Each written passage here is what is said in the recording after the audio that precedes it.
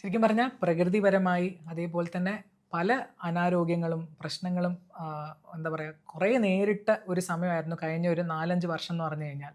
അത് എല്ലാവർക്കും ഈക്വലി ബുദ്ധിമുട്ടുണ്ടാക്കിയ കുറേ സമയങ്ങളാണ്. ആൾക്കും ആരെയും കാണാൻ പറ്റില്ല, ഒരുമിച്ച് വന്ന് ആഘോഷിക്കാൻ പറ്റില്ല, സന്തോഷമോ സങ്കടമോ പങ്കിടാൻ പറ്റില്ല.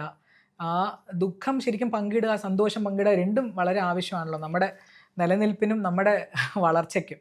സോ അതുകൊണ്ട് ഇപ്പോൾ ഈ വരുന്ന ഓണം എന്ന് പറയുന്നത് നമുക്കെല്ലാവർക്കും അത്രയും ഓർത്ത് വെക്കാൻ പറ്റുന്ന തരം ഓണമായി മാറട്ടെ എന്ന് ഞാൻ ആഗ്രഹിക്കുന്നു. എന്ന് വെച്ച് കഴിഞ്ഞാൽ വയനാട് ദുരന്തമാണെങ്കിലും ശരി, കോവിഡ് ആണെങ്കിലും ശരി, എത്ര എത്ര ബുദ്ധിമുട്ടുകളാണ് കേരളം ശരിക്കും എന്താ പറയുക ഒരു തളർന്ന് വീണ് പിന്നെയും ഉയർത്തെഴുന്നേറ്റ് വന്ന കുറേ സമയങ്ങൾ കേരളത്തിന് ഉണ്ടായിട്ടുണ്ട്.